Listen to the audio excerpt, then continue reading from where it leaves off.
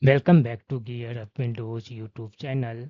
In this video, we will guide you on how to enable or disable automatic update for add-ons or extensions in Firefox browser.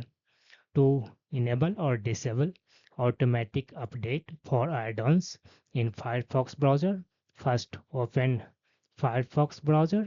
After After that, click on this one menu icon in the top right corner, and in the drop down menu, select this one option, add-ons and themes, or you can also press Ctrl plus Shift plus A to open add-ons manager page.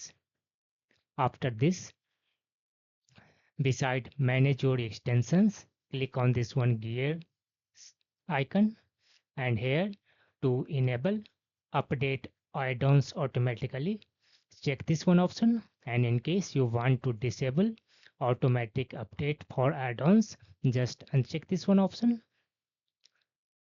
That's all about this video.